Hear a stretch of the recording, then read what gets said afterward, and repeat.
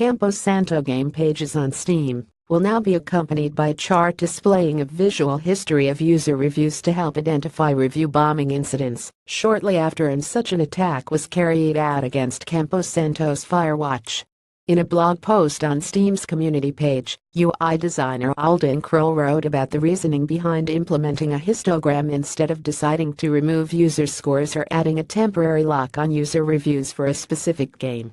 In the case of review bombs, an act where people upset with a developer for reasons to do either with the game or those that exist outside of the game start assigning poor review scores in droves. Kroll suggested that providing an entire review history may better illustrate a more accurate picture of people's opinion on the game. Valve is a potential purchaser. It's easy to spot temporary distortions in the reviews, to investigate why that distortion occurred, and decide for yourself whether it's something you care about, Kroll wrote. This approach has the advantage of never preventing anyone from submitting a review, but does require slightly more effort on the part of potential purchasers. It also has the benefit of allowing you to see how a game's reviews have evolved over time, which is great for games that are operating as services. Kroll never calls out the Firewatch incident by name, but it's hard to argue the timing is entirely coincidental. On September 10, following an incident where Felix Pichelberg used a racial slur during a live stream, Campo Santo co-founder and Firewatch developer Sean Vonneman tweeted that he would be issuing a copyright takedown claim for the Let's Play video of Firewatch posted on Pichelberg's YouTube. 2 days later, Steam Spy reported that Firewatch saw 510 negatively scored review posted, dramatically altering the user score on the game's Steam page. Steam Spy Firewatch's user score started garnering more positive reviews, but dropped again on September 15, a day after Pichelberg posted another video on YouTube about Vonneman's takedown request. In the video, Pichelberg confirmed the copyright strike against him, and the video went through, stating that if he got 2 more strikes he would lose his entire channel. Kroll alludes to this in this Steam blog post. He never identifies either Vonneman or Pichelberg by name, but does bring up that review bombings can occur after an incident online.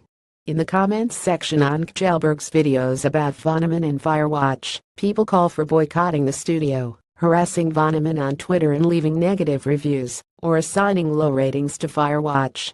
One thing we've noticed is that the issue players are concerned about can often be outside the game itself, Kroll wrote.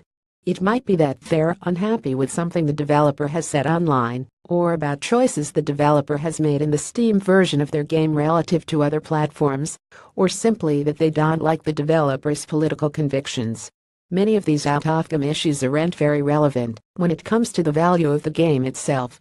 It's not like Kroll and the team at Steam aren't aware of what the intention is or what the effect will have on the game for newcomers.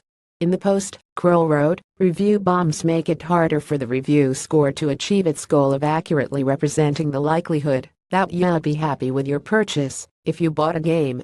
Kroll explained that it's Valve's hope players will be able to tell that a review bombing has occurred with the new histogram, which can be seen above. If the game has received mostly positive reviews, with the exception of a brief period of time, those contemplating buying the game won't be distracted or confused by the drop-off in positive reviews following an incident. When we look at what happens with the review score after a review bomb, we see that it generally recovers, in some cases fully back to where it was beforehand, Kroll wrote. We took some time to examine the data more closely, measuring the weekly positive-to-negative ratio of new reviews in the time periods around the review bomb. It was even clearer. The review bomb ends up being a temporary distortion of the review score. The histogram feature has been added to all games pages as of today. Polygon has reached out to Campo Santo for further comment on the situation. Update: Pichelberg has issued a statement about the review bombing situation as it pertains to Firewatch, calling review bombing wrong and tweeting that he doesn't condone the activity.